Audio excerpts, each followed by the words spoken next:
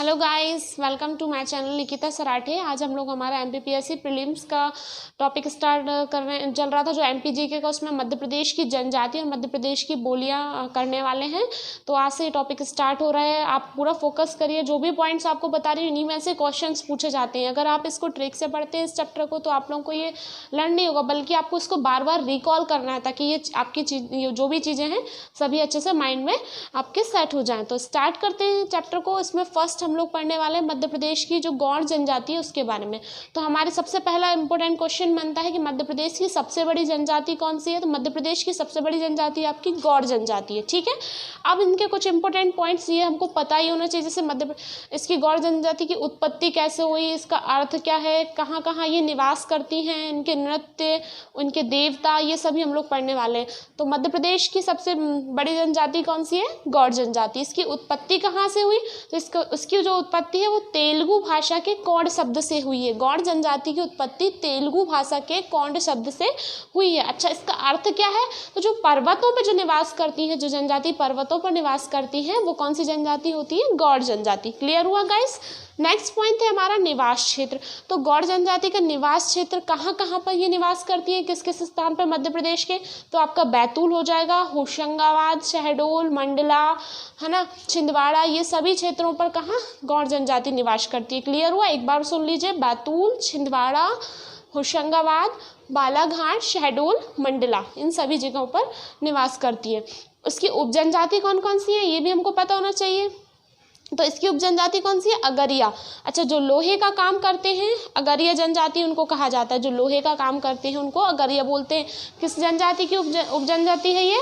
गौड़ जनजाति। ठीक है, नेक्स्ट है हमारा प्रधान, जो कि मंदिरों में जो पूजा करते हैं उनको क्या बोलते हैं? प्रधान। तो ये भी किस जनजाति की उपजनजाति है? गौड़ की। ठीक है, नेक्स्ट है हमारा ओझा, जो कि तांत्रिक लोग होते हैं, तंत्र मंत्र पढ़ते हैं, उनको बोला जाता है ओझा। नेक्स्ट है हमारा नागारची, कमार, सोलहास, ये सभी उपजनजाति है किसकी? गौड़ की। नेक्स्ट है हमारा प्रमुख देवता। तो गौड़ जनजाति के प्रमुख देवता कौन है? बूढ़ादेव। गौड़ जनजाति के प्रमुख देवता, सबसे ज़्यादा प्रमुख देवता किसे माना जाता है? बूढ़ादेव को। और कौन है? दूल्हा देव, नारायण देव, ये सभी इनके प्रमुख देवता हैं। ठीक है, नेक्स्ट है हमारे प्रमुख नृत्य। गौड़ जनजाति के प्रमुख नृत्य कौन कौन से हैं? कर्मा, सेला, सुआ, गेंडा, बिरछा, कहरवा। आप इसको याद कैसे रखेंगे? आप इसको 3-4 बार रिपीट करिए। कैसे? कर्मा, सेला, सुआ, गेंडा, बिरछा, कहरवा। कर्मा, सेला, सुआ, बिरछा, कहरवा, गेंडा। इस टाइप से आप इनको 4-5 बार बोलेंगे तो आपको ये चीज़ें याद हो जाएंगी। गौड़ जनजाति के प्रमुख नृत्य कौन कौन से हैं? तो कर्मा, सेला, सुआ, गेंडा, बिरछा और आपका कहरवा। क्लियर हुआ गाइस? नेक्स्ट पॉइंट है हमारा प्रमुख विवाह। तो अच्छा, गौड़ जनजाति में कुछ प्रमुख विवाह होते हैं, वो कौन कौन से विवाह हैं? तो पटौनी विवाह, दूध लुटावा विवाह और सेवा विवाह। जिसमें से आपके 2 बहुत ही पूछे जाते हैं एग्जाम में। कौन सा? दूध लुटावा विवाह और सेवा विवाह। अच्छा, दूध लुटावा विवाह में क्या होता है? जैसे कि मामा का बेटा और बुआ की बेटी, ऐसे इन लोगों में आपस में शादी हो जाती है, इसमें क्या कहा जाता है? दूध लुटावा विवाह। ठीक है ना।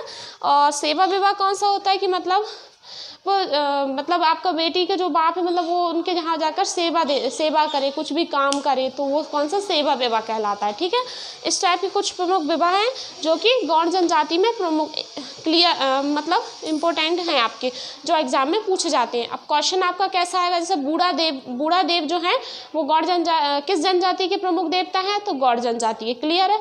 दूध लुटावा विवाह किस जनजाति में होता है? गौड़ जनजाति में होता है।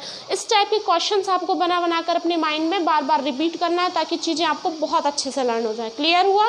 अच्छा, एक बार और, निवास क्षेत्र कौन सा है? बैतूल, होशंगाबाद, हरदा और आपका छिंदवाड़ा, बालाघाट, शहडोल, ये सभी आपके कहाँ? गौड़ जनजाति जहाँ पर निवास करती हैं। इसकी उपजनजाति कौन कौन सी हैं? अगरिया, जो कि लोहे का काम करते हैं, ओझा, जो कि तांत्रिक होते हैं, प्रधान, जो कि मंदिरों में काम करते हैं, और आपका कौन सा? नागारची, कमार और सोलहास। ठीक है, इसके बाद प्रमुख नृत्य कौन कौन से? एक बार और रिपीट कर लीजिए। कर्मा, सेला, सुआ, गेंडा, बिरछा, कहरवा। आप जब इसी चैप्टर को इसी तरीके से पढ़ेंगे गाइस तभी आपको ये लर्न होगा। अगर आप सोचें कि इसको एक बार पढ़ के बोरिंग समझ के आप इसको छोड़ दें तो ये आपको लर्न नहीं होने वाला है। आप इस वीडियो को 2-3 बार देखेंगे ईजिली आपको ये चीज़ें लर्न हो जाएंगी। आगे देखते हैं हम लोग, इसमें कुछ और पॉइंट्स हैं। 3 पॉइंट्स और हमारे रह गए हैं वो जो कि हम कर लेते हैं।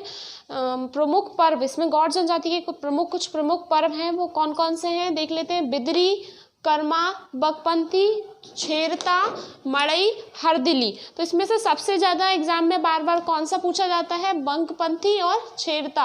अच्छा, ऐसा पूछा जाएगा बकपंथी किस जनजाति का प्रमुख पर्व है, तो आप लोगों को याद रखना है गौड़ जनजाति का प्रमुख पर्व बकपंथी, छेरता, ये एग्जाम में पूछे जाते हैं। याद रखना है। आप कैसे याद करेंगे, सीरीज वाइज इसको 2-4 बार रिपीट कर लीजिए। बिदरी, कर्मा, बकपंथी, छेरता, बिदरी, कर्मा, बकपंथी, छेरता, मड़ई, हरदिली। बिदरी, कर्मा, बकपंथी, छेरता, मड़ई, हरदिली। इन चीज़ों को तो आपको गाइस लर्न करना ही पड़ेगा। कुछ इंपॉर्टेंट आप फोकस करते जाइए। बकपंथी, छेरता प्रमुख पर्व किस जनजाति के हैं, गौड़ जनजाति के। क्लियर हुआ। नेक्स्ट कुछ 2-3 इंपॉर्टेंट फैक्ट्स और हैं जो हमको पढ़ना है। तो ये मैंने आपको बता ही दिया था। भारत की सबसे बड़ी जनजाति गौड़ जनजाति है। और मध्य प्रदेश की दूसरी बड़ी जनजाति कौन सी है, गौड़ जनजाति। पहली कौन सी है, भील, ये तो आपको पता ही है। पहली कौन सी है, भील, और दूसरी कौन सी है, गौड़। और भारत की सबसे बड़ी जनजाति गौड़ है, ठीक है। और ये सर्वाधिक कहाँ पाई जाती है, सर्वाधिक सबसे ज़्यादा ये अफ्रीका में पाई जाती है। दूसरे नंबर पे हमारे भारत में पाई जाती है। और ये मध्य प्रदेश के सभी जिलों में गौड़ जनजाति पाई जाती है। सबसे ज़्यादा नर्मदा के दोनों जगहों पर पाई जाती है, ठीक है ना। क्लियर हुआ, दोनों किनारों पर। तो ये आपके कुछ इंपॉर्टेंट पॉइंट्स थे जो आप लोगों को याद रखना है। इनको आप जब 2-3 बार आप वीडियोस को देखेंगे, जब आप कॉपी में नोट करके 2-3 बार रिकॉल करेंगे, चीज़ें आपको याद हो जाएंगी ऑटोमेटिकली। और जब लास्ट में मैं आपको ऑब्जेक्टिव क्वेश्चंस करवाऊंगी तो ईजिली आपसे सारे क्वेश्चंस बन जाएंगे। ये गौड़ जनजाति के बारे में इतना ही था गाइस। आगे हम लोग नेक्स्ट जनजाति के बारे में देख लेते हैं। नेक्स्ट जनजाति के बारे में हम लोग देख लेते हैं भील जनजाति, जो कि बहुत ही इंपॉर्टेंट है। इसमें से क्वेश्चंस भी पूछे जाते हैं, कुछ इंपॉर्टेंट पॉइंट्स। ये मतलब इन्हीं पॉइंट्स में से आपसे पेपर में पूछा जाता है। आपको बिल्कुल फोकस, ध्यान, इंटरेस्ट के साथ आपको देखना है। तो स्टार्ट करते हैं। सबसे पहला चीज़ है कि भील जनजाति जो हमारे मध्य प्रदेश की सबसे बड़ी जनजाति मानी है। सबसे इंपॉर्टेंट क्वेश्चन है, सबसे बड़ी जनजाति कौन सी है, भील जनजाति। अच्छा, इसकी उत्पत्ति कहाँ से हुई है, तो इसकी उत्पत्ति भील, ठीक है, भील शब्द से हुई है। और इसका अर्थ क्या होता है, धनुष। ये बहुत ही इंपॉर्टेंट क्वेश्चन है। इसका अर्थ क्या होता है, धनुष। भील शब्द का अर्थ क्या होता है, धनुष। इसके बाद इसका निवास क्षेत्र कौन कौन सा है, तो झाबुआ, खरगोन, बड़वानी, धार। झाबुआ, खरगोन, बड़वानी, धार जो कि ऊंचे क्षेत्र हैं। झाबुआ, खरगोन, बड़वानी, धार वो आपके निवास क्षेत्र हैं भील जनजाति के। ओके, नेक्स्ट है हमारा उप जनजाति। अच्छा, इसकी उप जनजाति कौन कौन सी होती है, तो बरेला, भिलाला, पटलिया, बेगास। बरेला, भिलाला, पटलिया, बेगास, ये क्या है, इसकी उप जनजाति हैं। ओके, नेक्स्ट पटलिया पूछा जाता है क्वेश्चन में। नेक्स्ट है हमारे प्रमुख देवता। इसके कुछ प्रमुख देवता हैं, वो कौन कौन से हैं, तो राजापंथा, हनुमान, शंकर, काली। ये जो नॉर्मल है आपको याद होना ही चाहिए कि शंकर जी, हनुमान और काली और राजापंथा ये क्या है, किस जनजाति के प्रमुख देवता हैं, तो भील के। इसके प्रमुख नृत्य कौन कौन से हैं, तो भगोरिया, सबसे इंपॉर्टेंट भगोरिया पूछा जाता है। भगोरिया नृत्य किस जनजाति का प्रमुख नृत्य है, तो भील जनजाति का। इसमें डोहा, बड़वा, धूमर, डोहा, बड़वा और धूमर।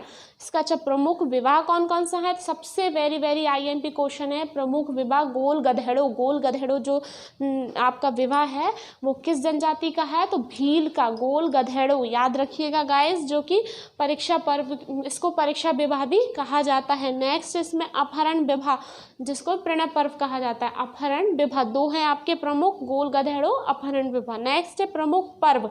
कुछ प्रमुख पर्व हैं, इसमें कौन कौन से हैं, गल भगोरिया, जात्रा, चालाबाड़ी, जिसमें से जात्रा बहुत पूछा जाता है और भगोरिया।